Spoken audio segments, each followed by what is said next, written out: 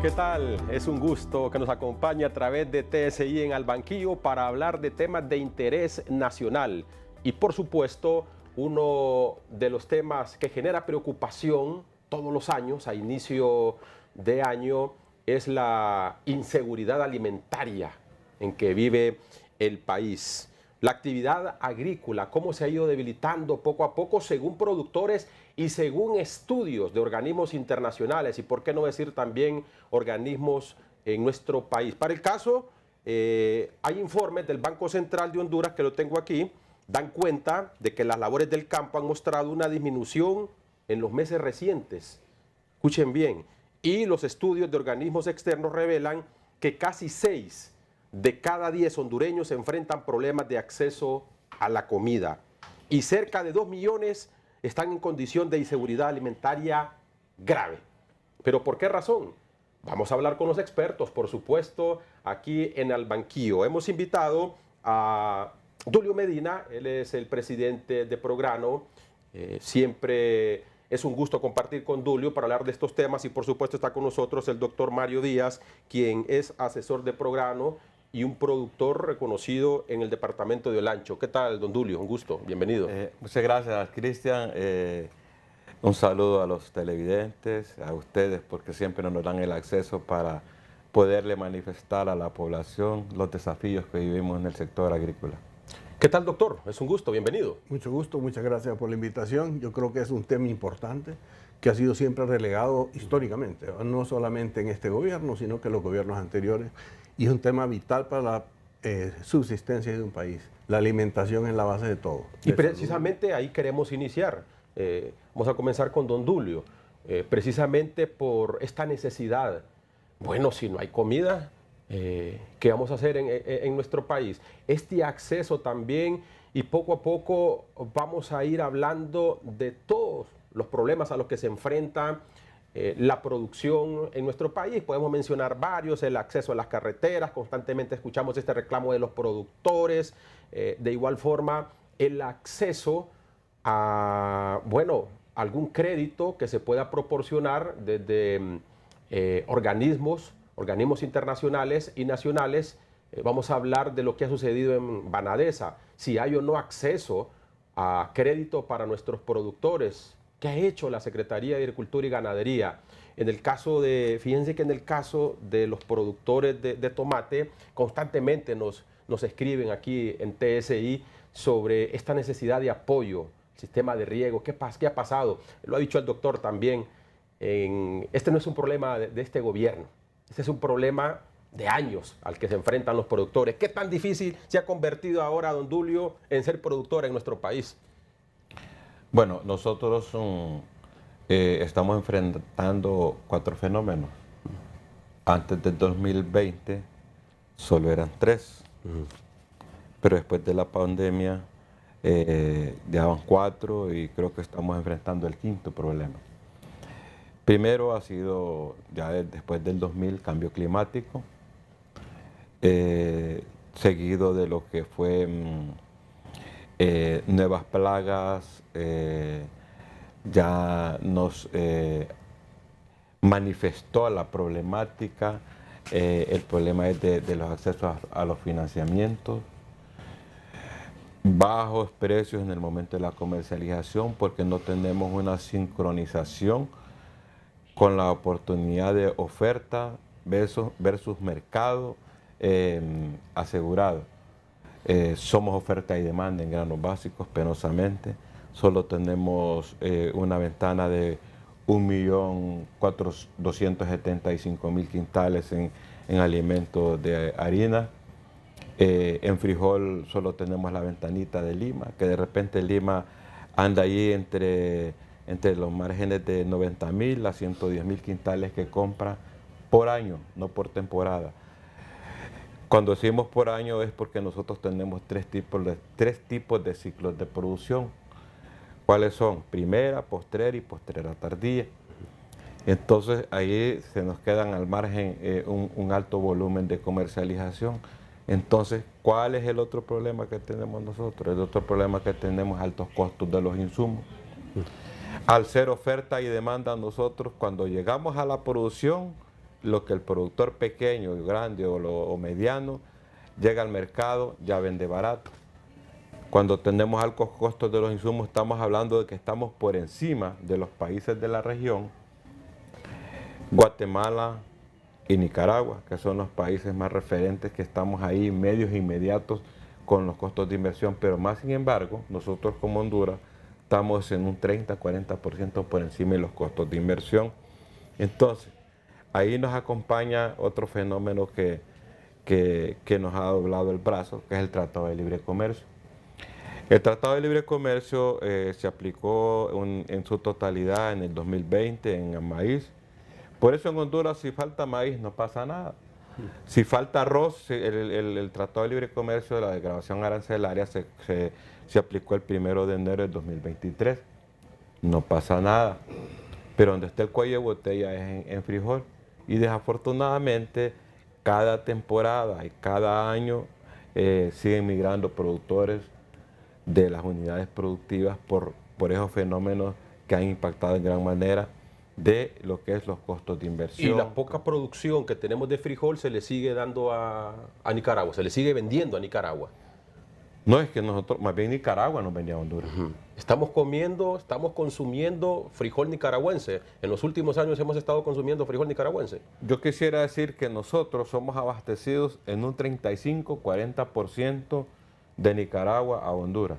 Si Nicaragua se pone los moños y dice nuestra producción ahora va a ser vendida, maquilada a los países que consumen, los países de Latinoamérica, y ya no nos va a importar el mercado de Centroamérica, yo le aseguro decir que son alaridos en este país en un mes que Nicaragua no nos venda frijoles. Pero hasta incluso nos habían reportado de que había la poca cosecha de frijoles que teníamos en nuestro país, se iba para Nicaragua y se regresaba. Vea ustedes qué preocupación. Es que eso es un fenómeno, Cristian, mire, es histórico este fenómeno que lo voy a decir, y los televidentes, porque son consumidores, me van a dar el respaldo de lo que yo voy a decir ahorita. El 18 de diciembre de este año, que recién pasó, 2024, comenzó a subir el frijol en Honduras. Ahorita ya tenemos un incremento de como de 300 lempiras por quintal a la fecha. Entonces, ¿qué pasa? Es que la oferta que tuvimos por la tormenta Sara nos dañó el 60% de los frijolares. Entonces solo quedamos con un 60%. Nicaragua tuvo una demanda del Salvador de frijol, entonces se quedó con poca existencia. Más lo que consume Honduras, entonces todo lo que había de existencia de la primera de Honduras se lo llevaron para Nicaragua, por el fenómeno que se dio que Nicaragua se quedó sin producción. Entonces, ¿cuál es el problema del fenómeno que el frijol está subiendo en este momento? Está subiendo porque la oferta nacional del 40% que nos dejó Sara no es suficiente para poder nosotros darle cobertura, oferta-demanda, porque el contingente que se había quedado de frijol de primera se lo llevaron para Nicaragua porque mismo en Nicaragua se quedó sin frijol. Entonces, Nicaragua se abasteció con el poco frijol porque yo vivo en una región estratégica, en la zona de Dalí, y ahí se miraba pues el movimiento del mercado que se está viendo para Nicaragua, porque en Honduras estábamos cosechando frijol de primera, aunque no de buena calidad, porque la tormenta nos dejó mala calidad de frijol, pero estamos sobreviviendo con ese tema, pero ya ahorita está pasando factura porque ya está subiendo en los mercados. Si ya en el 28 de diciembre yo tuve reportes de que el frijol subió de 1.400 lempiras a 1.500 lempiras el quintal. Sí. Entonces así ha venido subiendo y ese es el fenómeno que se está dando en este momento. Vamos a entrar a la cosecha nacional en postrera tardía el 14 de marzo al 20 de marzo, tanto nosotros como Honduras, en postrera tardía, como en Nicaragua en cosecha de apante. Entonces ya en Nicaragua, esperamos de que Nicaragua, es la producción más fuerte de Nicaragua, entre también en una producción que responda a lo que es la demanda que le vamos a hacer a los países de la región y podamos nosotros medio paliar un poco lo que baje la demanda. El Lima lo que tiene, es una reserva pues, estratégica, pero no es para abastecer el mercado nuestro. Sí. Doctor Mario Díaz, fundador de Prograno. ¿Usted en la historia ha registrado tanta caída de la productividad en nuestro país? No, definitivamente. Es que, bueno, para empezar, la caída ha sido paulatina. Por decirle algo, y tal vez no me extiendo, pero en los años 80, finales de los 90, los productores eran jóvenes, gente de 25, 30 años. Pero en la actualidad los productores somos viejos y desafortunadamente somos los mismos. Los que se han quedado en el camino porque han fracasado financieramente, porque han dejado el rubro, porque sus hijos no han tomado el rubro. No se ha heredado. No se ha heredado, no hay renovación generacional. Correcto. Entonces lo que tenemos, y aparte de una gran depresión en el sector, el que antes sembraba 100 manzanas, ahora siembra 50. ¿Ya no le gusta al joven el campo? Definitivamente nuestros hijos no van al campo, nuestros hijos rechazan el campo. Muchos participan en las actividades de campo porque hay que colaborar con la familia, pero realmente si usted les plantea como futuro, los muchachos no consideran el campo como una opción para sus expectativas futuras. Por lo que podríamos aquí plasmar lo que el nuevo sistema, lo que muestran las redes sociales, que ya ven que alguien se va para los Estados Unidos y en las redes sociales aparece con un buen carro, bien vestido. ¿Eso los lleva a que no se interesen por el campo, la nueva generación? Por supuesto, pero también el simple hecho de ver lo que sucede en la aldea. En la aldea usted ve que hay gente de pocos recursos que va a los Estados Unidos y de allá manda remesas, construyen sus casas, compran tierra, se dedican a la agricultura, con eso mantienen la familia en Honduras, se mantienen en los Estados Unidos y eso estimula que el vecino quiera hacer lo mismo. Entonces todos ven un futuro hacia afuera porque en el país no hay oportunidades. La mayor actividad que genera empleo en el país es la agricultura. Y no pensemos en los empleos que yo genero, es el empleo que yo genero para mí. O sea, es un autoempleo. Y ese autoempleo tiene gran dimensión, porque si yo soy el cabeza de familia de una familia de 5 personas, mi señora trabaja porque trabaja para la casa, en alimentar a los adultos y alimentar a los niños y los jóvenes. Los jóvenes empiezan a participar en las actividades de campo. Entonces, si es una familia de 5, esa familia de 5 genera empleo para 5 personas, aparte de los que pueden ir a salariar afuera. Entonces, si tenemos una depresión, ¿por qué? Por lo que menciona Dulio, realmente lo que hay en el país es que somos productores de materia prima, no damos ningún valor agregado, no hay apoyo, estamos en un mercado, en un libre mercado, y nosotros no tenemos capacidad de competir en ese libre mercado.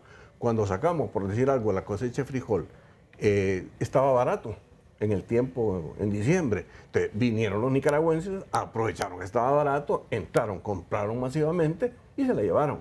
Y no dude que regresará a Honduras, como ya se lo dijeron a usted, a otros precios. Ya cuando se recupera el costo de inversión y el manejo, ellos van a regresar con el mismo frijol. ¿Considera usted que debe haber una campaña? Porque le voy a plantear los diferentes escenarios. El doctor Díaz me habla de que no hay interés por parte de la nueva generación de trabajar en el campo. Bueno, se van con un estatus ilegal hacia los Estados Unidos, que ahora se va a agravar más luego de la nueva juramentación del actual presidente Donald Trump. Ustedes vieran los testimonios que conocemos a diario del trabajo duro al que se enfrentan los hondureños que están en los Estados Unidos. No es fácil. ¿Es tan duro ese trabajo también en el campo, doctor? Sí, no podemos decir que no, pero recordemos que la persona es capaz de adaptarse al medio. Esa es una condición humana.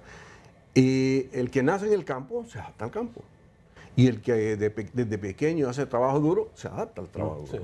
Si yo tomo una persona que en su vida ha tomado un machete y lo pongo a chapear, lógicamente no va a rendir, va a terminar cansado, va a tener ampollas, pero estas personas ya están habituadas. Pero cuando salen del país, realmente no solamente es la exigencia del patrono. Correcto. Nosotros somos un poco menos exigentes. Trabaja a su ritmo también. Así es, trabaja allá no. Allá, si usted no rinde lo que esperan, va para afuera, entonces está obligado.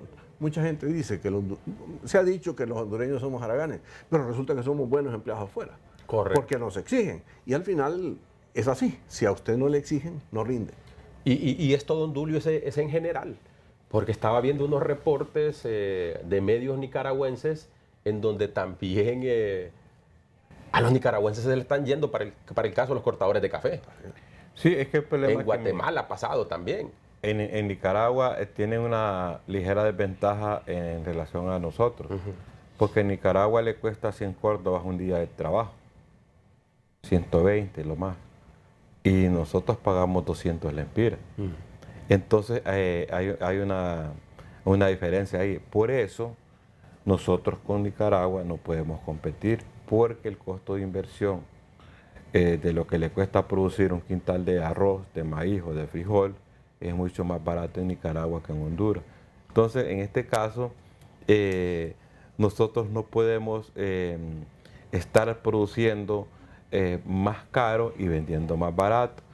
Hoy, este próximo año que vamos a enfrentar, 2025, va a haber menos intención de siembra que este 2024. Por eso, porque yo también quisiera hacerle un llamado a los gobiernos de turno, en este caso a este gobierno de turno. Aquí el único porcentaje ahí que medio motiva un poco la siembra solo es el tema del bono. Pero el bono, ¿cuánto puede ser la efectividad del bono? Aunque diga, entregamos tantos bonos por tantos quintales, producimos tanto, pero son números en el aire, más en el aire que nunca.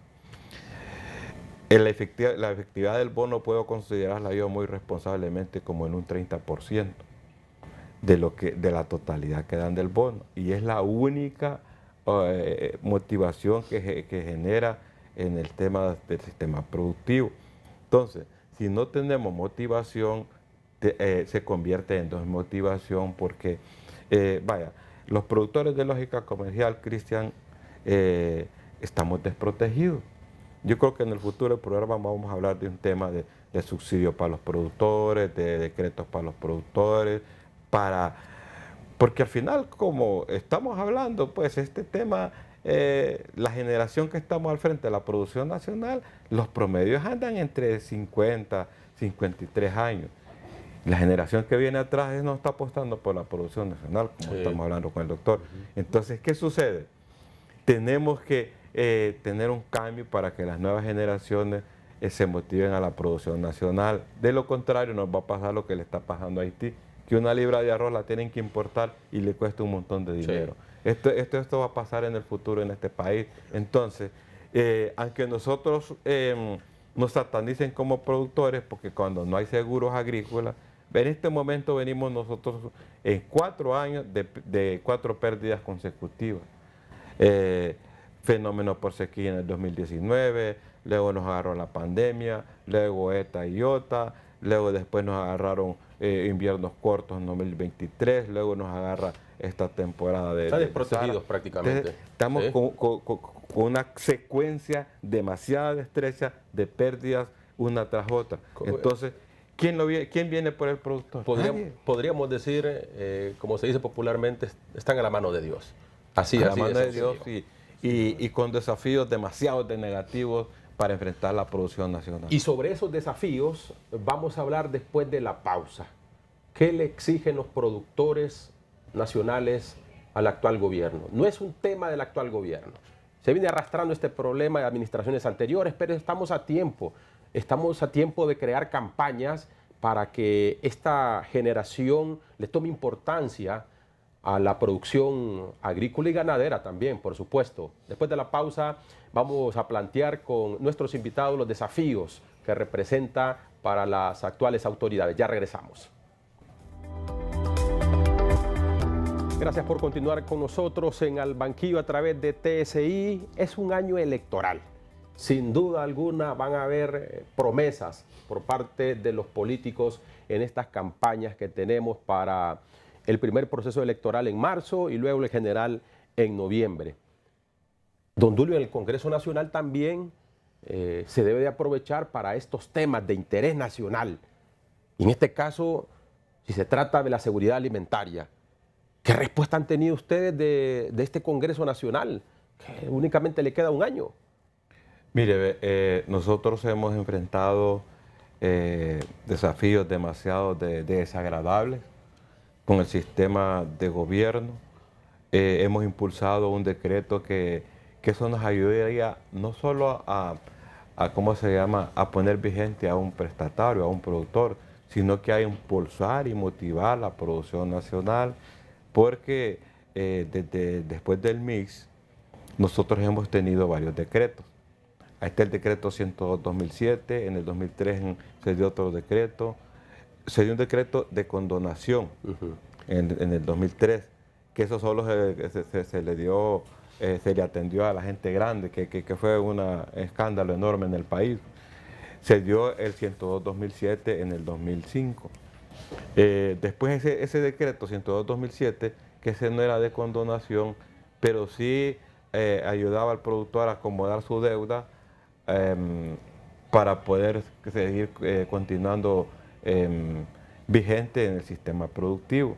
Ese se vino, ese decreto, pasamos la presencia de mancha de asfalto de 2008-2007, sequía 2012, sequías parciales en 2013, sequías totales, pérdidas por sequía en 2015, y la última que se dio demasiado severa fue en el 2019, pero en el 2018 nosotros tuvimos el decreto 047-2018. Ese decreto nos ayudó a que lidiaba intereses por 2 años si el productor no le fallaba el decreto, y si le fallaba por 2 cotas consecutivas le volvían a aplicar los intereses moratorios que había adquirido durante todo el periodo de mora el prestatario. Ese 2018 no nos ajustó para poder poner vigente nuevamente los productores, porque el productor viene demasiado golpeado.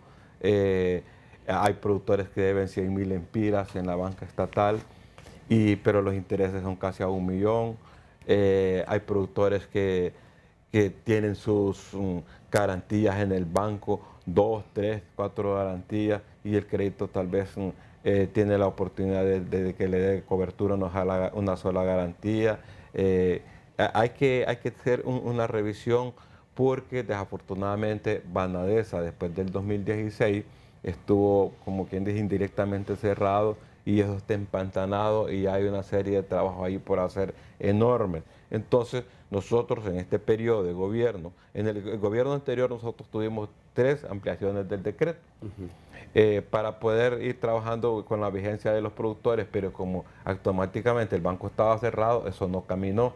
Entonces hasta ahora este nuevo gobierno está trabajando con ese sistema de poner nuevamente vigente a los productores, pero el decreto está vencido.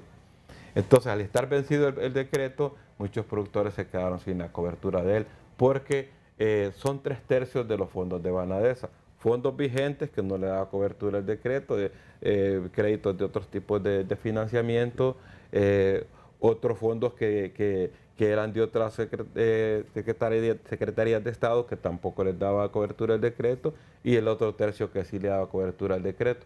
Entonces, en este momento nosotros queremos que le dé cobertura a todos los fondos procedentes de diferentes secretarías de Estado, y también que ponga vigente nuevamente a los productores con un subsidio, porque el prestatario, hay prestatarios que tienen créditos de 100.000, de 200.000, de 300.000, hasta 3 millones. Les ha llegado el crédito a los productores, y nosotros mirando la lógica que nos proyectaría a una oportunidad que no ponga nuevamente a los pequeños productores, llega hasta 3 millones por la ley de Banadesa, que así lo contempla, y porque si dieron créditos mayores de 3 millones, ya no fue de repente, a personas industriales que no salen de las raíces del productor como tal. Doctor, este financiamiento de las instituciones encargadas, y citemos Banadesa, ¿se está dando estos financiamientos parejos a todo tipo de productor, o siguen habiendo algún tipo de beneficios para los grandes productores? Porque esa ha sido una denuncia desde hace años. Mire, no hay duda que siempre hay una manera de actuar del banco que no ha cambiado históricamente. Hay que tomar en cuenta que el sector agrícola realmente está paralizado. Paralizado por la deuda. Paralizado porque no recibe fondos porque hay una deuda. y no puede acceder a otros bancos porque hay una deuda con el banco. Entonces, una manera de iniciar y de cambiar las cosas, incluso, bueno, nosotros mismos, al estar en mora como Manadesa, estamos bloqueados en el banco. Entonces, el sector está totalmente bloqueado. Pero muchas veces caen en mora por lo que mencionaba Don Dulio. Por supuesto. Por los problemas a los que se enfrentan. Por supuesto, por supuesto. ¿Qué ha sucedido? Que no ha habido un seguimiento realmente de cuál ha sido la consecuencia de todos los fenómenos históricamente en el sector agropecuario. Y desde ahí les puede ayudar el Congreso Nacional. Por supuesto por los que problemas, sí. activar los decretos porque no han caído en mora, porque, digamos, no han cumplido por irresponsables, sino por los problemas a los que se enfrentan. Y prácticamente todos los casos están documentados. Ajá. O sea, todos los que accedimos a crédito en diferentes temporadas del banco, hay una justificación, hay una acción, hay un expediente que manifiesta qué es lo que sucedió, cómo hizo la inversión y cuál es el problema. Y si no lo hubiera, usted tiene los registros incluso de cómo fueron las cosechas en los años anteriores. Y en esos registros usted puede saber si la mora viene de un evento catastrófico, como fue, por ejemplo, la sequía del 2019, o lo que tenemos ahora, que es un impacto fuerte del cambio climático, que es algo que no se ha visualizado. Tomar el sector agrícola en la situación que está, yo le quiero poner un ejemplo. Asuma que a usted le dan un proyecto, una casa, y la casa está destruida y debe, y se la regalan. Sí. Y le dice, te regalo la casa, pero tenés que pagar una deuda y repararla. Invertir. Y si hay una deuda ya anterior, si hay que invertir de nuevo para levantar la casa, nadie la va a agarrar. Ese es el caso del sector. Por eso nuestros hijos no están participando en la actividad. ¿Qué debe hacer el Congreso? El Congreso debe poner atención al sector. Yo pienso que la mayor concentración de políticos del país con poder de decisión está en el Congreso. Y ellos tienen en sus manos las posibilidades de emitir o darle seguimiento a este decreto que nosotros hemos propuesto para reactivar el sector. El dinero que está incluido en ese decreto no existe. El dinero se perdió. Desafortunadamente en la agricultura ese es el tema. Usted toma y hace una inversión de maíz. El costo de una manzana de maíz anda alrededor de 35.000 lempiras. Y la inversión de entrada es el 80% del 35.000 lempiras. Usted lo gasta en la primera semana de siembra o en los primeros 30 días. No llovió, llovió demasiado o no pudo cosechar y ya el dinero está gastado. Lo que usted va a hacer después es sostenimiento del cultivo, cosecha, transporte, secado y manejo de la cosecha. Entonces, cuando usted ve esta situación, el productor hace la inversión casi de un solo. Y luego el productor no puede venir y decir, voy a sacar el dinero, sino que el dinero se fue, no llovió y no llovió. Entonces debe verse esto con seriedad. El Tratado de Libre Comercio le ha dado al país una opción de adquirir alimentos, pero usted ve, por ejemplo, el crecimiento general de los alimentos, los efectos de la guerra de Ucrania. Ucrania era un gran productor de granos básicos, suplía a muchos países, como incluso el mismo México, que es un gran productor de maíz. Pero eso ha elevado los costos de vida de todos. Sí. Y el impacto de estos eventos es muy fuerte. En el tema de los insumos. Por supuesto. La urea, que es un fertilizante usado, es derivado del petróleo. Entonces, los semillas, todo esto, porque la administración de estas empresas los obligan a ganar. Entonces suben su costo y suben sus utilidades. Y nosotros estamos en la parte baja donde no podemos tomar decisiones. No podemos decir nos vamos a ir por otra vía porque para ser eficientes, para ser productivos, hay que invertir en tecnología. La semilla es más cara, los fertilizantes son más caros. En esta semilla cara y en estos fertilizantes caros estamos obligados a usar equipos caros para sembrar, porque ahora el valor es de una semilla de maíz. Antes comprábamos un quintal y con ese quintal sembrábamos. Ahora le venden semillas, 38.000 semillas en la bolsa. Y si cuesta 6.000 lempiras la bolsa, divida usted 38.000 lempiras entre 6.000 lempiras y le saca el costo de una semilla. ¿Qué sucede? El sector está hincado, no de ahora, hace 20 años, desde el Mitch, y usted me va a decir, ¿y qué están hablando del Mitch todavía? Y los casos, el efecto del Mitch, es un evento que se le olvidó a Dulio. ¿Fuimos o no el granero de Centroamérica? Sí, fuimos el granero de Centroamérica. Estamos hablando de los 70. 70 y 80. Y conste, Honduras no es un país eminentemente agrícola, es agroforestal. Las áreas de Honduras agrícolas realmente no son tan grandes como es el país. La mayor masa de tierra nuestra es forestal. Las áreas agrícolas son pocas y las estamos desutilizando. O sea, ya no estamos volviendo a producir los alimentos que necesitamos. Entonces, somos un país deficiente, no es porque el sector agrícola está en quiebra o porque el sector agrícola no produce, es porque no podemos producir nuestros propios alimentos. Es como un padre que tiene en su casa y su primera obligación como padre con proveedores asegurarse de los alimentos de sus hijos. Pues el Estado debería hacer lo mismo con todos nosotros. Está obligado a dos temas, a proveer o a permitir que los productores proveamos los alimentos y a generar valor adquisitivo con empleo para que las puedan comprar. Sobre esos temas que nos mencionó, ¿sigue afectándoles el tema de los intermediarios también? ¿Son los que siguen ganando más? Por supuesto. Por supuesto, nosotros somos la cola de la estructura comercial. Nosotros vendemos, y si no es un coyote, es un oligopolio. Y tengo que decirlo de esta manera porque si nosotros vendemos a la agroindustria, que antes vendíamos a la industria de alimentos balanceados, y tenía usted 4 fábricas, las 4 fábricas se ponían de acuerdo para pagarnos un solo precio. ¿Y ahora quién? Si ahora es una fábrica, que es los que producen harina de maíz nixtamalizado, que son 2 o 3 empresas, igual se ponen de acuerdo para poner el precio. Entonces igual nosotros estamos en la cola, no tenemos opciones porque al nosotros cosechar el maíz, nosotros tenemos que venderlo en las próximas 48 horas. Porque el maíz se cosecha con humedad, yo no puedo esperar a que el maíz esté seco en la planta. Se cosecha y va un camión al 24 o 22% de humedad. Y ese camión en 24 horas tiene aflatoxinas. Y con aflatoxinas no lo reciben para el consumo humano. Aflatoxinas generadas o producidas por hongos. Porque el maíz, aunque usted vea bien el maíz, tiene aflatoxinas.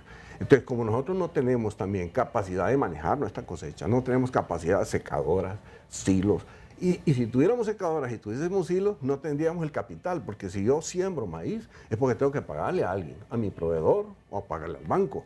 Entonces, si yo voy a poner el maíz en un almacén, tengo que tener un almacén certificado para poder emitir un bono y poder sacar un crédito para pagar al banco. Entonces, al final, tenemos problemas de financiamiento, entonces no somos capaces de poder manejar mercados. O sea, estamos obligados a sacar la cosecha y venderla.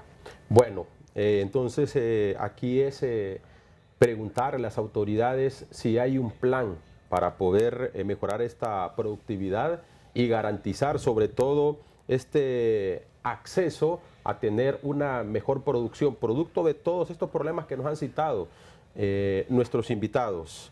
Insumos caros, alto costo en los insumos, el Tratado de Libre Comercio, cambio climático, las plagas, el financiamiento y también los bajos precios en la oferta y demanda. ¿Qué se debe de hacer? ¿Cuál fue el último proyecto que llegó hacia el interior del país? ¿El sistema de riego? Sí. ¿Ese ha sido el último? No ha llegado ni uno. No. ¿Tampoco? No. Es que el país no tiene ninguna propuesta en los últimos 20 años. O sea, la Secretaría de Agricultura está ahí, hace estudios, hace análisis, hace propuestas. En eso queda, en análisis. Lo único que sabe el gobierno es cuánto se perdió ahorita cuando Sara, porque la SAC dio un reporte. Y no estamos pidiendo ni esa cantidad nosotros de subsidio a los productores. Sí. Para motivar, para poner vigente y al mismo tiempo sincronizar nuevas oportunidades para nuevos productores. ¿Sabe por qué? Porque del 2015 a la fecha, los seguros agrícolas desaparecieron, porque eran más constantes las pérdidas a los productores por cambio climático que de repente librarse un seguro agrícola es de no pagar seguro a una pérdida de un productor. Entonces, si nosotros sumamos las pérdidas consecutivas que se han venido dando del 2015 a la fecha, el productor ha perdido extravagantemente y entonces esa es la razón por que nosotros estamos proponiendo al gobierno un subsidio para medio amortiguar y ver cómo recomponemos esta situación con sistemas de riego. Hay que trabajar muchísimo con el tema de lo que es comercialización, porque nosotros somos buenos productores en Honduras, usamos buenas tecnologías. En tema de frijol tenemos buenos rendimientos, aunque nos cueste caro producir. En arroz estamos mejorando mucho. En el tema de maíz, pues somos el país que mejor tecnología tenemos de los países de la región. Entonces, si somos buenos productores, pero en el sistema de la comercialización estamos fracasando porque desafortunadamente las ventanas de mercado son demasiado reducidas. En este tema, el tema de lo que es qué es el trabajo, qué le solicitamos al Congreso, el Congreso tiene que venir de inmediatamente. Bueno, los productores tienen un documento aquí para un subsidio, los taxistas tienen un subsidio, los transportistas tienen subsidio, no es decir los maestros, los médicos y todo, pero nunca en la vida los que producen la comida. El que produce la comida para todos estos sectores no tiene ningún respaldo. Ahí están dándolo las espaldas el Ejecutivo para no tendernos y ver qué se puede hacer para darle seguimiento a este documento para un subsidio a los productores, que solo lo estamos pidiendo por una vez, no es que lo estamos pidiendo consecutivamente para todos los años, únicamente para recomponer este gran embaulamiento que tiene el productor, porque ahí está embaulado todos los sectores de hortalizas, café, ganadería, granos básicos, palma, todos, porque todos venimos de una extrema lucha para enfrentar el sistema de cambio climático y todo lo que mencionamos ahí de las pérdidas que nos ha generado los últimos años a raíz de muchos fenómenos ocasionados por temas de lo que es la madre naturaleza. En ese sentido, poco o nada le importa ni al Ejecutivo ni al Congreso Nacional apostarle a la seguridad alimentaria, a nuestros productores. Hay que escuchar a los diferentes sectores de la sociedad, estamos de acuerdo, don Dulio los mencionó, pero también los productores hay que tomarlos en cuenta, porque son los encargados de que nuestros alimentos lleguen a la mesa de cada hogar. Y hay propuestas para adaptarse y principalmente también, repetimos, en un año político. Vamos a hablar de esto con nuestros invitados después de la pausa, ya regresamos. Seguimos conversando con productores nacionales sobre los problemas que estamos enfrentando hace unos años en cuanto a la inseguridad alimentaria en nuestro país. Don Dulio hablaba, doctor, de algunos subsidios, de algunos decretos que se pueden plantear en el Congreso Nacional. Incluso ustedes pueden llevar pruebas de algunos productores que se han enfrentado a problemas debido de lo que ya mencionamos, de la sequía, de los fenómenos naturales, etcétera, etcétera. Pero también se ha planteado eliminar a los morosos. ¿En qué influye este tema? Bueno, que se ha pensado o se interpreta que porque si el productor es moroso es porque no es un buen administrador, porque no es un buen pagador, porque no debería estar en el sistema. Entonces sustituyámoslo. Busquemos a alguien que venga a producir de mejor manera. Y eso es imposible, porque usted en el campo lo que hay son empresarios agrícolas, lo que habemos, somos empresarios agrícolas. Es cierto que somos agricultores, pero tenemos lógica comercial y usted no va a crear empresarios, no hay universidades de empresarios, hay universidades de administradores de empresas, pero la mayoría de los administradores de empresas no son empresarios. Hay universidades que gradúan agrónomos, pero la mayoría de los agrónomos tampoco son empresarios. Los empresarios es algo que, el empresariado es algo que viene espontáneamente. Entonces, ¿usted qué tiene que hacer en un país? Por lo menos así lo interpretamos nosotros. Reforzar lo que tiene, condicionarlo si quiere, levántelo y hágalo producir. Y si estamos paralizados, tenemos un sector importante de la economía del país totalmente paralizado. No podemos acceder a créditos en la privada, los bancos privados, no podemos acceder a la banca estatal. Entonces, ¿qué estamos haciendo? Produciendo chicles, produciendo granitos, cuando podríamos producir toneladas de productos. Y esto está empezando, porque el tema agrícola no es un tema de hoy, es un tema de 20 años adelante, es de 30 años adelante. Vemos cómo están combatiendo la tala en las zonas de reserva del país. ¿Por qué se genera eso? Porque hay un aumento de la población, hay un aumento del consumo de alimentos, hay un aumento en el consumo de leche, carne, maíz. Y al haber un aumento, estos empresarios, bien o mal, porque tal vez está muy mal hecho ir a invadir las zonas de reserva, van a buscar las áreas para producir.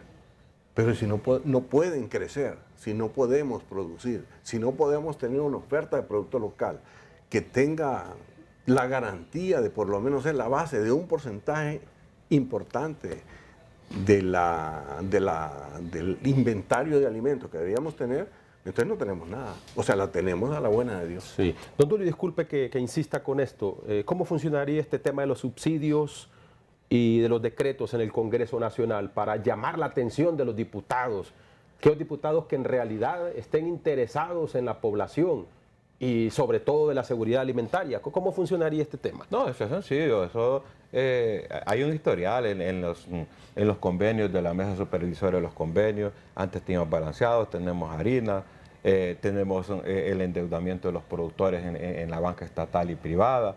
Eso es únicamente para poner nuevamente vigente a los productores.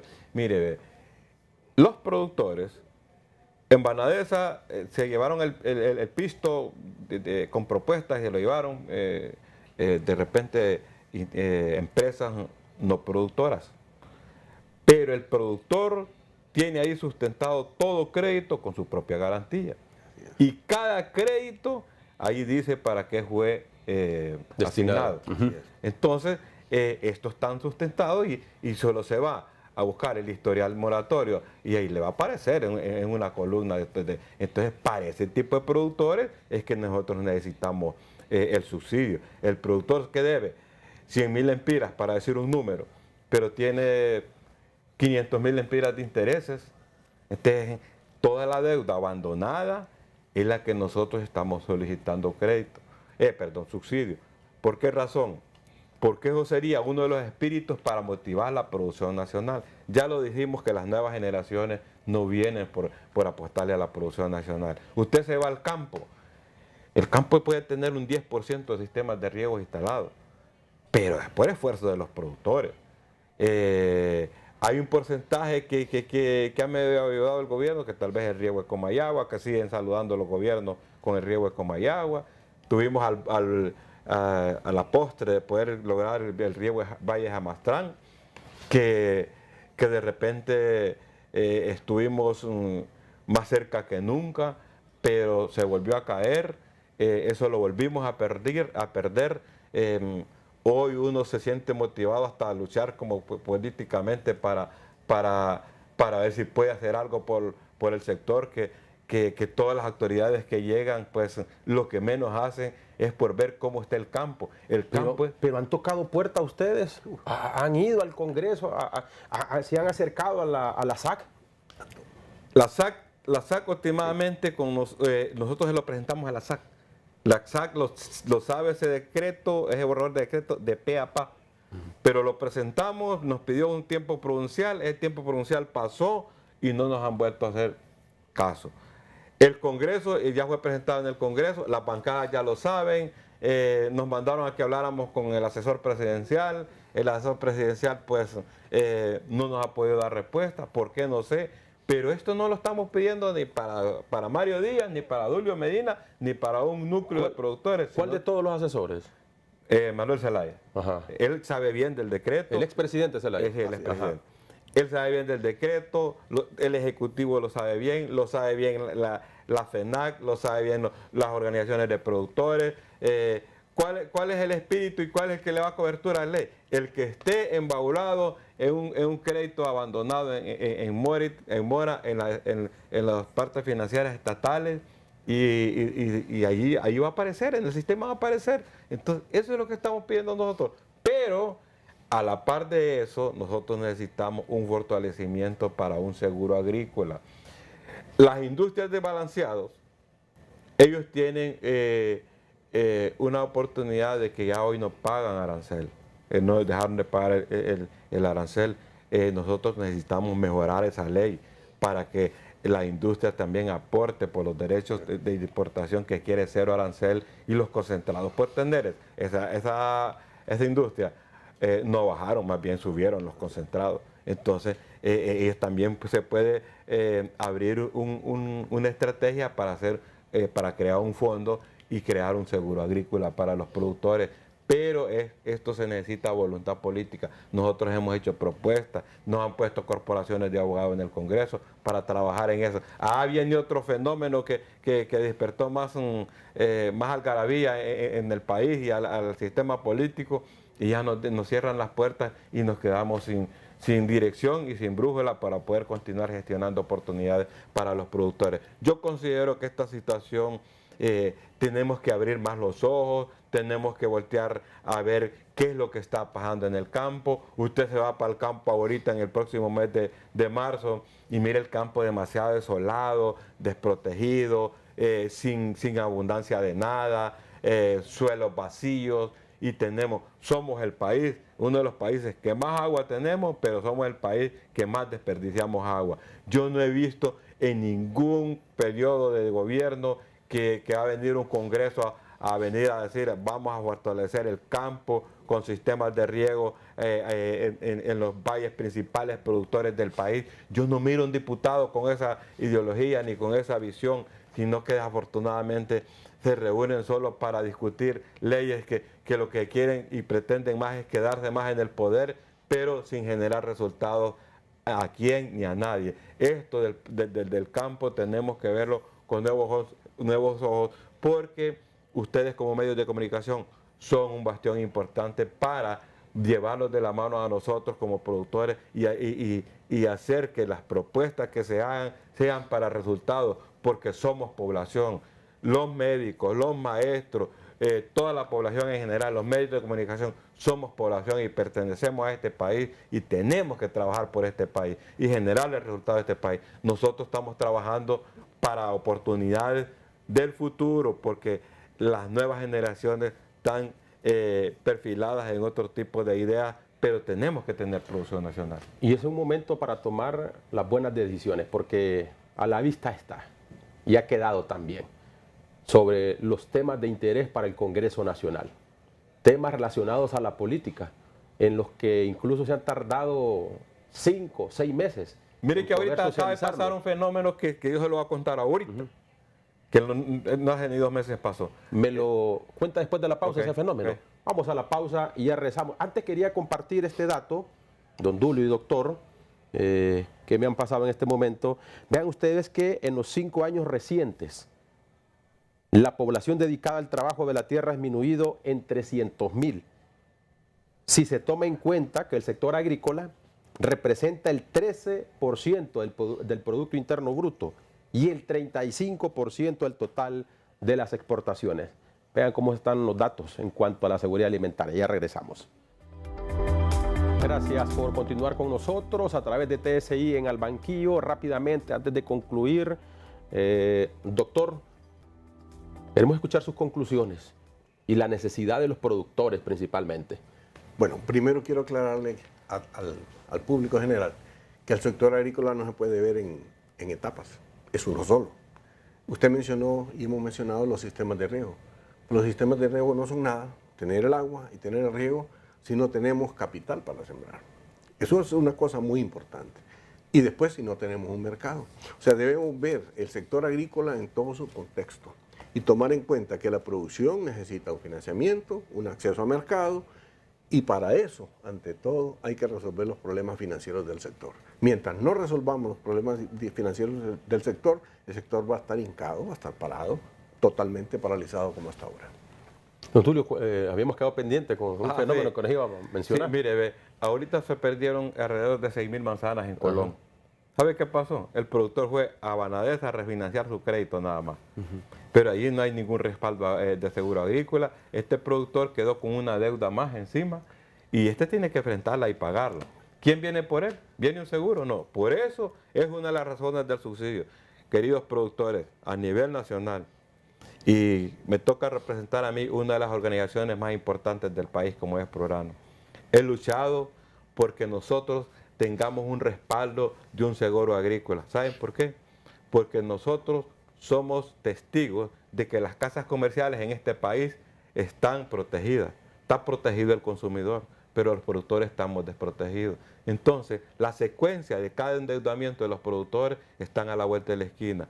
Entonces, no hay ninguna otra forma, ninguna otra figura que nos saque de este embaulamiento a los productores más que un subsidio agrícola para poder poner vigente nuevamente a los productores y poder motivar a los futuros productores que puedan venir, porque ya la generación que tenemos en este momento se nos está terminando. Quiero también hacerle un llamado al Congreso Nacional de la República, al Ejecutivo, para que nos acompañen y seguir adelante y darle una respuesta no solo al productor, sino que este va a ser un problema en el futuro. Si no se sana ahorita, un problema de país. ¿Cuáles son las zonas que más se han visto afectadas? ¿Dónde hay más problemas? Prácticamente en todo el país. En todo el país. Porque el cambio climático nos ha afectado en todos los sectores. Ha cambiado incluso los patrones de lluvia. Por decir algo, el 19, que ya había efecto del cambio climático, esperaban una crisis en el sector sur de Francisco Morazán y tuvimos crisis en San Esteban, tuvimos crisis en Trujillo, que son zonas que normalmente... Lluvias donde no se esperaba. Donde no se espera. En la actualidad, hoy, está lloviendo en la zona norte efusivamente. Usted ve la zona que hay al rincón del Golfo de Honduras, que está Cortés, que está Omoa, que está esta zona de la Ceiba y Tela, ahí les ha llovido increíblemente. Y ahí hay productores también. Afecta a la palma, afecta a la ganadería, afecta al maíz, afecta a los frijoles. ¿Y en otros países hay tecnologías para combatir los estragos de los fenómenos naturales? Pues sí la hay, la existe. Pero no la tenemos. No la tenemos. Sí la hemos tenido. Si las bananeras sembraron los pantanos de Honduras de banano y que hicieron drenajes, tenían bombas de achicamiento. O sea, usted va al Valle del Sur y va a encontrar las unidades de bombeo. ¿Y para qué las unidades de bombeo? No era para regar, era para sacar el agua de la ¿Y qué pasó con todo eso? Bueno, se destruyó, o sea, pues fue abandonado. Hay ahora empresas... No se actualizó. No se actualizó. Eso no significa... De hecho, ya, aunque hubiera estado protegido, ya estaría desfasada. Sí. Pero se puede hacer mucho. Lo que han hablado de aquellas represas en Jicatuy, no sé qué, eso es importante, eso lo hacen en otros países. En otros países las represas tienen múltiples funciones: energía, agua potable, riego y evitar inundaciones. Y eso hay que verlo con los ojos. Al final, usted toma que una zona, por ejemplo el Valle de Galta, que es una zona en temporadas bastante seca, que está empantanado. Los cultivos se han perdido, el zacate no ha crecido. ¿Por qué? Porque hay demasiada agua en el ¿Pero eso lo prevé el productor? ¿Las zonas donde se va a sembrar en este caso? Sí. ¿Se prevé? Sí, se prevé, pero no lo sabemos prever. O sea, realmente necesitamos asistencia técnica, pero no es una asistencia técnica muy especializada. Hace muchos años, un hombre que era ya bastante mayor que yo y me daba asistencia técnica en unos cultivos que yo tenía en Talanga, me dijo: no hay tierra mala, hay tierra mal drenada. Entonces, lo que no hacemos nosotros en las fincas es drenar. Por ejemplo, usted va a otros países y usted ve cómo los terrenos son parejos, están nivelados. O sea, el terreno debe ser nivelado. Cuando usted lo nivela, tiene acceso a un drenaje. Entonces, muy bien. Esa tecnología, aunque está y la hemos tenido, que es lo que tenían las compañías, no la estamos ejecutando, la desconocemos. Muchísimas gracias, doctor Mario Díaz, asesor y fundador de Prograno. Así es. Es un productor del Departamento del Ancho, y por supuesto a don Dulio Medina, presidente de Prograno. Gracias por habernos acompañado. A ustedes. Y a ustedes también, muchísimas gracias. Muchísimas gracias. Nos encontramos en un próximo programa de Al Banquillo a través de TSI. Con permiso.